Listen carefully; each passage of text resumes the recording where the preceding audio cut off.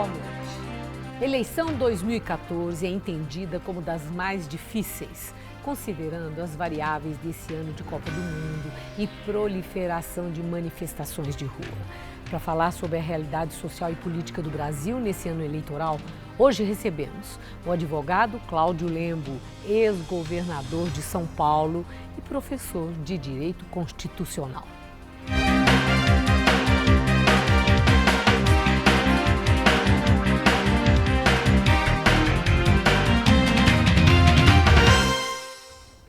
Muito obrigada, Cláudio Lembo, por estar conosco. Cláudio Lembo, as pesquisas mostram a descrença progressiva do brasileiro em relação a políticos e à própria política. O presidente do Ibope, Carlos Augusto Montenegro, fez uma declaração que o eleitor brasileiro evoluiu. Entretanto, os políticos pararam no tempo. Essa seria uma das causas dessa descrença? Eu creio que o problema não é brasileiro, o problema é mundial. Na Europa também há uma canseira política notável. E o Brasil está pior, só isso. Mas também os europeus estão sentindo isso. O único lugar que não há, talvez, esse desgaste do político tão grande é nos Estados Unidos, mas por uma razão acho, muito específica, pela existência de apenas 2 partidos grandes, efetivamente nacionais. O Brasil são 32.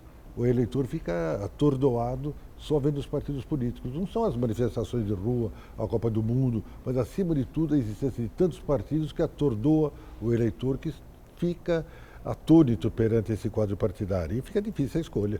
Mas podemos falar na evolução do eleitor, considerando esses avanços da tecnologia, a internet, as redes sociais, a interlocução entre as pessoas e o celular. E a educação. O celular, o Twitter. A educação. Melhorou no Brasil a educação, de qualquer maneira, está melhor que há 30, 40 anos atrás. E a alfabetização hoje é quase universal. Mas a educação vale para os políticos?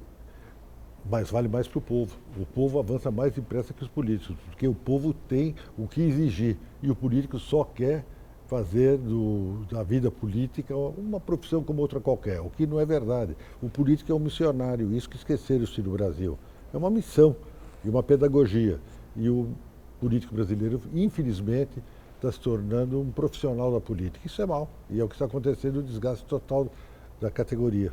Está se tornando, ou essa visão já vem de muito tempo.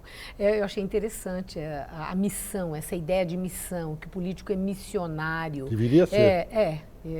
Isso, em termos ideais, ou na realidade, nós já tivemos época em que o político era assim, ele achava que tinha uma missão. Claro que sim. Quando havia a utopia do comunismo, os comunistas tinham a busca daquilo que era o melhor, o socialismo real. Os democratas queriam evitar o comunismo. Então havia doutrina de confronto. Hoje não há nada, são todos iguais. Então não cria emoção. A política também exige emoção ao eleitor. O eleitor tem que ser emocionado com uma ideia, com uma mensagem. Hoje não há mensagem, são todas iguais. Os programas são todos iguais. A fala dos políticos é toda igual. Todos são bem comportados. Ninguém agride ninguém. Ou mal comportados, Mal comportados, eu diria, não explicitamente, publicamente. E esse que é o problema. Publicamente são todos iguais, comportadinhos, com comportamento de colégio Sion de antigamente. Então não é possível. O povo se cansou. Não há lideranças que tenham coragem de afirmar situações novas. Não há ninguém de centro-direita no Brasil. Todos são de esquerda no Brasil. Agora é interessante essa qualificação pela ideologia, a forma de pensar e o projeto, né, para o país em função dessa ideologia. A partir de que momento foi acontecendo e se instalando essa mudança mais para uma política de resultados do que propriamente por uma política norteada por uma forma de pensamento? Eu creio que um tema que não foi muito tratado há um mês atrás, porém o pior da Revolução de 64, do golpe de 64, foi o ato institucional número 2, que acabou com os tradicionais partidos políticos brasileiros.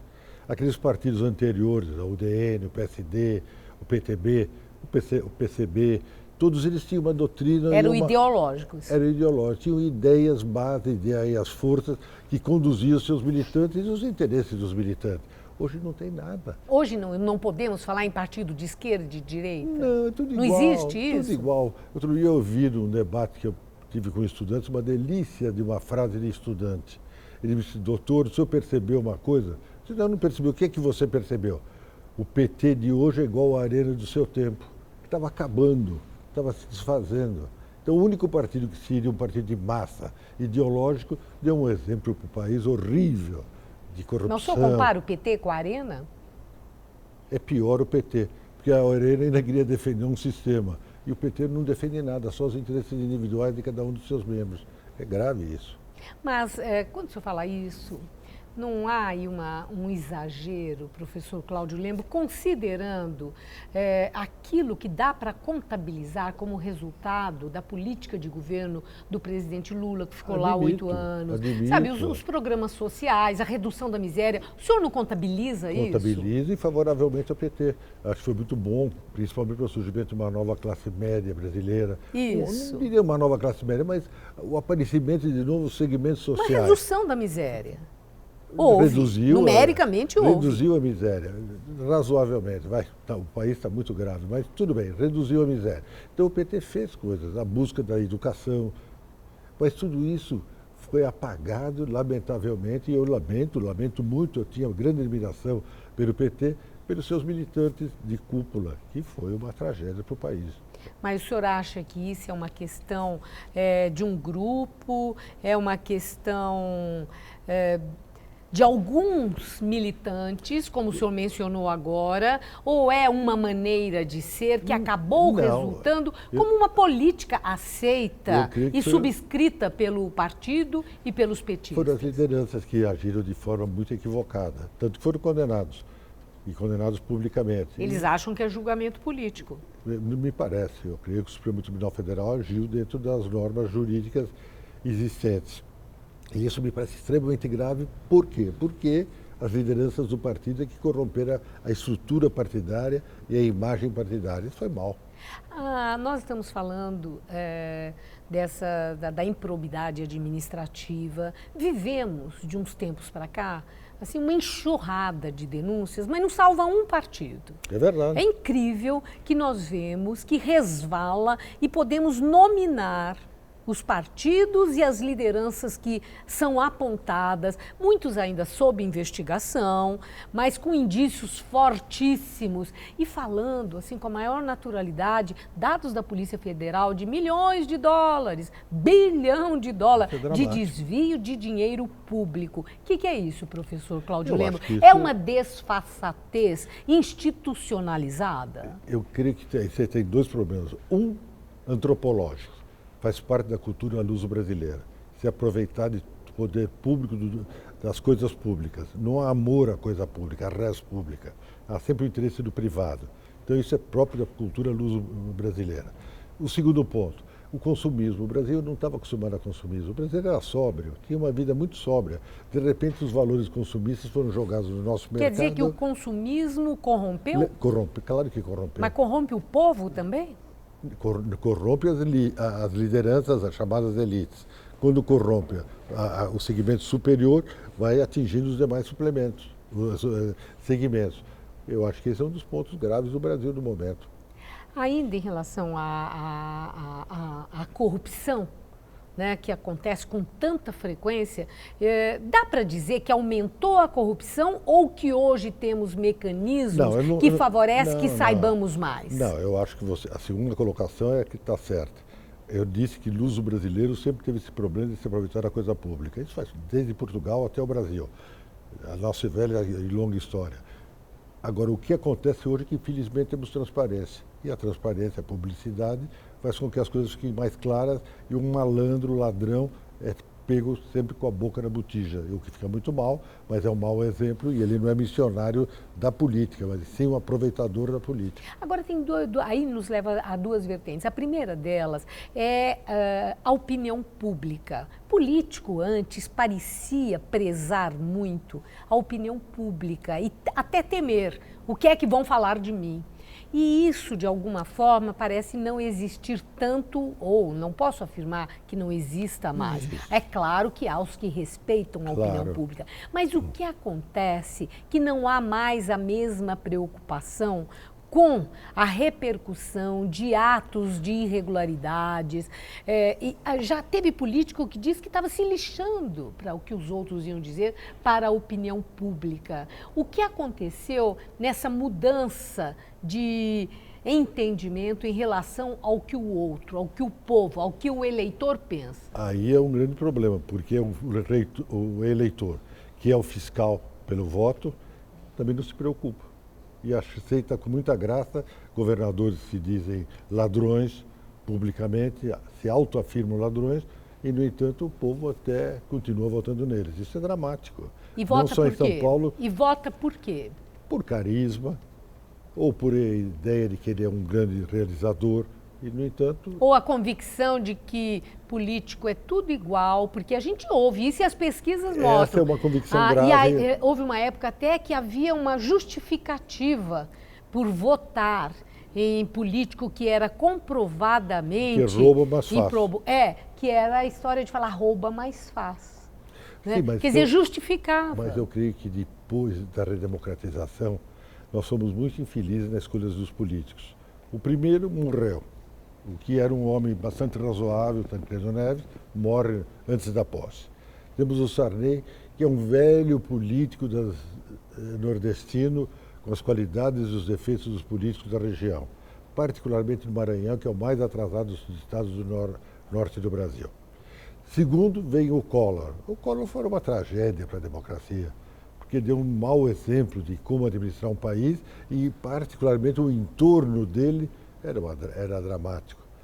E, em seguida, nós tivemos o Itamar, que foi um homem honrado. Eu costumo sempre dizer, o Itamar não é lembrado, e particularmente a imprensa de São Paulo, particularmente, tem um profundo preconceito contra o Itamar Franco. Foi ele que criou o real, foi ele que fez o fim da inflação no Brasil, e, no entanto, ele nunca é lembrado porque a elite de São Paulo quer que determinado grupo seja o dono da verdade. No entanto, foi Itamar Franco, na simplicidade dele, na sobriedade dele, como um político missionário, que fez tudo isso, recompôs o país. Bom, aí, depois de Itamar tivemos o Fernando Henrique. Fernando Henrique, eu confesso que eu fico angustiado quando eu penso no Fernando Henrique. As privatizações que ele fez, eu tenho sempre horror. Eu estou vendo a Sabesp em São Paulo que não fez investimentos. Não fez investimento porque foi privatizada e tinha que distribuir dividendos em Nova York. Isso é dramático. Uma empresa pública não pode ser uma empresa mista. Tem que ser pública puramente porque ela está servindo a sociedade, a comunidade, por um serviço essencial que é a água. Mas a privatização não é uma tendência, a parceria público-privado, isso no sentido, inclusive, de otimizar investimentos, como o senhor está falando? Uma coisa é a parceria público-privado, primeiro, que é o começo do investimento. Segundo, são as empresas que têm caráter público efetivo, de natureza pública, como é o caso da Sabesp. Não deu certo privatização de estrutura de água, nem aqui, nem em Buenos Aires. A Águas de Argentina também teve que ser estatizado. Aqui, se nós não tivéssemos distribuído dividendos e tivéssemos feito uma estrutura para a canalização da água, do Tietê, por exemplo, lá da foz para dentro, nós teríamos água. Isso vem de longe, né? Quer dizer, não se pode atribuir, como os adversários de Geraldo Alckmin estão fazendo agora, toda a responsabilidade à crise da água. Eu estou falando isso porque eu li do Nabil Bonduki, que é um arquiteto, Sim. que estudou essa questão mais profundamente, e ele tem escrito sobre isso na Carta Capital. Sim. Eu achei muito interessante, ele mesmo sendo petista, fazendo aí uma reflexão que vai lá atrás, de onde vem o problema. Mais ou menos 1900, nós estamos em 2014, no ano 2000 já se sabia que ia faltar água em São Paulo. É leviandade cobrar agora, porque é ano eleitoral? Nunca é leviandade. Em relação a uma coisa que é do passado? Eu creio que nunca é leviandade cobrar do político. Ele tem que sempre ser cobrado, porque senão efetivamente ele fica sob os louros de eventuais pequenas vitórias. Tem que ser cobrado sim. E é o que você disse no momento anterior. Não pode a fragilidade que existe na política atualmente, que ninguém cobra. Mas eu digo ninguém. em termos de a responsabilidade é sua, quando a coisa vem de longe. É de quem Isso valendo para tudo, também para a violência, para tudo, não estou Isso. falando só da água. Olha, a água é um caso gravíssimo, mas é gravíssimo. Que é o caso do momento. No momento é que vai ter uma peste na cidade de São Paulo. E é uma questão mundial também, né? Não. Não? Não, como a de São Paulo, não. A crise da água no mundo? Uma coisa é a grande crise da água, uma coisa é local. E nós temos água no Vale do Ribeira, temos água no Tietê, não aqui em São Paulo, tem que ir buscar. Eu acho uma coisa extremamente grave. Isso vai ser um ponto alto da campanha. Ah, mas já está sendo, né? Tem que ser. Já está sendo. Nós falamos há pouco, né, da enxurrada, de denúncias de corrupção. E, invariavelmente, primeiro que todo mundo nega tudo. E depois o argumento que só com a reforma política... Bobagem. É isso que eu quero ouvi-lo antes do nosso intervalo. Só com a reforma política é que seria possível, eu não sei se o termo seria moralização, né? Vamos assim, ética na política. Sem reforma política é sonho impossível. Claro. Tem fundamento isso? Não. Por quê? Porque nós já tivemos... Que reforma política? Em primeiro lugar, as reformas políticas que se imaginam sempre são de interesse de um determinado grupo. Nós temos o voto brasileiro é de 1930. Sempre funcionou com muita regularidade. Querem mudar agora para o voto misto, ou seja, o voto distrital misto. E é um modelo alemão que não tem nada a ver com a realidade brasileira. É de um paizinho pequeno que foi agregado de uma série de ducados, baronatos, etc., já no fim do século XVIII, XIX, começo do XIX. Não tem nada a ver com o Brasil. A extensão territorial do Brasil é imensa. Então, o voto brasileiro preferencial é o certo e o que tem que ser mantido. Segundo ponto, que aí eu estou de acordo, mas o Supremo já está julgando, não pode empresa privada financiar eleição. É um absurdo. A empresa não tem cidadania. Cidadania é coisa nossa, das pessoas, dos cidadãos, das pessoas físicas. Então, tem que ser financiamento apenas pelo apoio dos particulares, ou seja, dos cidadãos, do eleitor. Terceiro, o que você tem que fazer é uma coisa que já teve no Brasil, mas, lamentavelmente, o Supremo Tribunal Federal, às vezes com excesso de democratização, não permitiu, que é a barreira eleitoral. O partido que não atinge um determinado número de votos sai fora do jogo congressual. Fica no jogo político, mas não no congressual.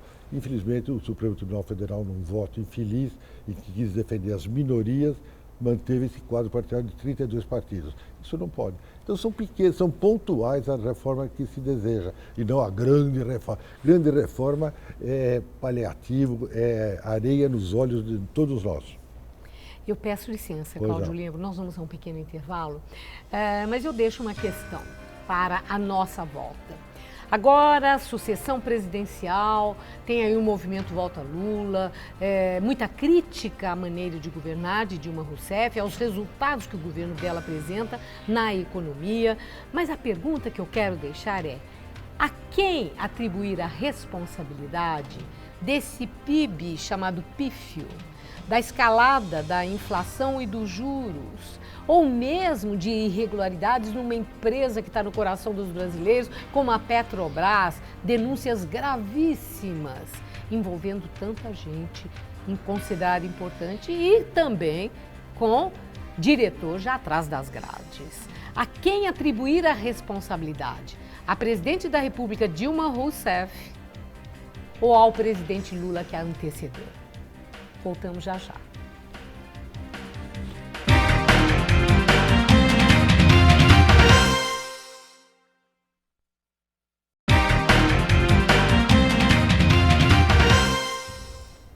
Estamos de volta com Hora do Voto. Hoje, entrevistando Cláudio Lembo, ex-governador de São Paulo. Lembo, a questão que eu havia deixado. A quem deve ser creditado o desempenho da economia do Brasil com esse PIB que é chamado de pífio, com a volta da inflação, juros altos e, inclusive, a questão da Petrobras, que choca a opinião pública. Essa responsabilidade deve ser creditada à presidente Dilma Rousseff ou ao presidente Lula que a antecedeu? Eu creio que eu responderia a sua pergunta de duas formas. Primeira parte, a parte econômico-financeira. Eu creio que o Brasil não vai tão mal. Acho que existe um derrotismo, particularmente na imprensa de São Paulo, muito grande. E aí tem seus motivos. A inflação é razoável, está em 6, no máximo, está na teto, mas está se mantendo. O crescimento é 2 e pouco por cento. É um crescimento de terceiro mundo a partir dos problemas que aconteceram no primeiro mundo. Mas muito menos que grande parte dos países da América Latina. Não tanto. A Argentina está pior do que nós. Sim, só está a Bolívia porque exporta minérios, o Chile, o Peru exporta minérios, o Chile está em crise porque não está exportando cobre. Então são países de exportação de produtos primários, como o Brasil também, o que é lamentável, é dramático, mas isso não é culpa nem do Lula nem da Dilma, é da nossa história e da nossa elite branca que um dia eu chamei... Mas no momento atual, porque é interessante, a Dilma virou saco de pancada. Virou porque... Por quê? Isso é muito da imprensa de São Paulo, né? É a imprensa? Eu creio. Hoje tudo é imprensa, lembra? Eu estou saindo daqui com a impressão que responsável por todas as questões que nós entendemos ser assim graves a ponto de crise, sim, é a imprensa. Não, é com calma. Porém, você não há de admitir que os focos da inteligência financeira do Brasil estão em São Paulo. Então ela alimenta a imprensa. Se ela é alimentada por alguém, por uma opinião pública, a opinião pública do sistema financeiro. Quer dizer, o homem público não tem responsabilidade, é a imprensa que responde? Eu não disse que nem a imprensa... Não, eu é que estou perguntando, é a imprensa, o homem público é ter responsabilidade. À frente do homem público. Eu estou dizendo que as coisas não estão tão graves como são apresentadas, mas certamente alguns segmentos econômicos não ficaram felizes com certas intervenções tidas como intervenções estatais em segmentos. Os juros no começo do governo, a problemática da luz, das contas de energia. Então isso eu acho que é um pouco de exagero, que a imprensa registra porque ela é alimentada por segmentos que têm interesse em criar essa situação, vamos dizer, angustiante. Porém, o emprego é pleno. Isso ninguém fala. É pouco que se ouve. Há pleno emprego no Brasil, que não há na Europa, em toda a Europa há desemprego, no Brasil tem pleno emprego. O segundo ponto que me deixa realmente angustiado, Petrobras.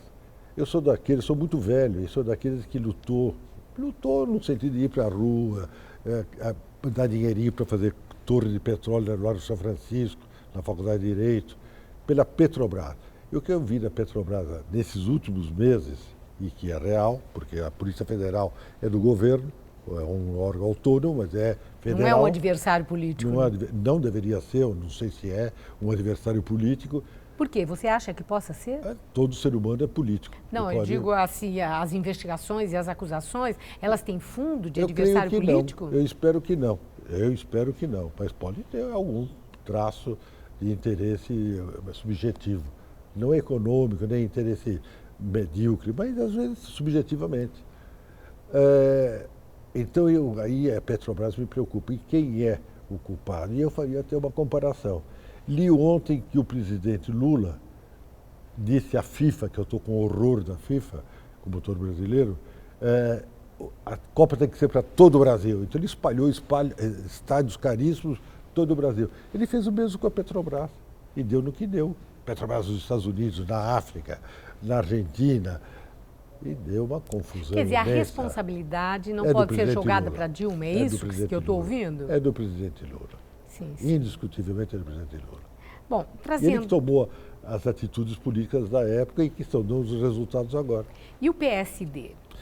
O PSD apoia a candidatura à reeleição de Dilma Rousseff. Apoia. E Kassab já disse que esse apoio não é flexível, vamos dizer, não muda. O PSD verdade. Já afirmou esta posição. Em São Paulo, ele até admitiu uma abertura para possível aliança ou com o PSDB, ou com o PMDB do SCAF. Ou candidatura própria. Ou candidatura própria que já está aí então, lançada. Eu só confirmo as Confirma. falas do nosso E presidente. se Dilma Rousseff despencar nas pesquisas Aí, e o Volta Lula ganhar corpo? Vocês Isso, mantêm essa posição? Primeiro, eu não acredito nessa hipótese. Não acredito? Não, não acredito. Não acredito. Não há Mas tempo Gilberto suficiente. Carvalho disse que ele estava no banco de reserva. O Gilberto Carvalho é um lulista histórico, nasceu no ventre do Lula. Então ele tem que dizer isso. Mas eu não acredito pessoalmente que politicamente há condições. E nem o presidente vai ser ingênuo de ingressar na política nesse momento. Ele eventualmente poderá desejar daqui 4 anos. Agora não acredito. E por que não seria interessante? Pelas pesquisas, para ele Mas a vitória é muito mais fácil do que para Eu quero lhe Dilma. responder com as suas perguntas do primeiro bloco. O político não pode ser o interesseiro de momento. Tem que fazer uma opção. E o partido fez uma Mesmo opção. correndo o risco de perder o poder? É melhor perder o poder com uma nítida e clara posição que ficar jogando... Isso não é idealizar uma situação? Isso é pouco prático? Isso é missionário. Os missionários pensam assim. Fazem uma opção e fizemos uma opção pela Dilma e vamos com ela. A última questão. Cláudio Lembo foi governador de São Paulo e vivenciou um dos momentos muito difíceis da história do Estado, que foi aquele momento da ação da facção criminosa, PCC, confronto com a polícia e uma mortandade, um número muito elevado de mortos, uma coisa muito difícil. Eu vi declarações suas daquela época em que o senhor falava sobre a realidade do país, que mais do que aquilo que acontecia naquele momento, a sua preocupação era com a realidade do país. E aconteceu o que eu pensei. E hoje, a realidade do país é mais preocupante do que em 2006, claro que sim. considerando os horrores que nós temos visto, Claro que a crueldade dos crimes, eu tudo isso que está aparecendo? Eu não alertei a burguesia brasileira que ia acontecer coisas trágicas. Eu fui muito criticado e muito agredido. Tudo aquilo que eu disse em 2004, 2005, está acontecendo agora. O que falta? É falta de governo ou falta de valores no país? Primeiro, falta de valores. A família se dissolveu, os meios de comunicação ofereceram exemplos muito equivocados de formas de vida. E terceiro, falta também, porque falta a família, falta tudo mais. E quando se fala em família, em valores, essa conversa tem um tom religioso? Tem um som, até você vai dizer, de direita. Mas eu não vejo sociedade nenhuma que Eu tenha... vou dizer por quê? Porque você vai me agredir e dizer assim, isso é uma posição não vou agredir, reacionária. Cláudio Lembo, jamais. Mas não tem importância, você pode me dizer, é uma posição reacionária. Não é. A família ainda é um núcleo que mantém todos os estados nacionais. A Itália sobreviveu a uma crise imensa porque tinha família. A Espanha, Portugal, e assim vai. O Brasil dissolveu a família. As grandes imigrações internas no Brasil dissolveu a família. Então, o desgraçado que chega numa cidade como São Paulo, ou ele é muito forte para vencer, ou ele cai na rua desesperado. Isso vai acontecer porque os nossos governantes também não têm preocupação nenhuma com o miserável. Agradeço muito sua participação hoje no Hora do Voto. Muito obrigado. Uma boa noite, Cláudio Lembo. Muito obrigado. E termina aqui, Hora do Voto de hoje. Uma boa noite a todos. Estaremos de volta na próxima semana, segunda-feira, às 11h30 da noite. Até lá.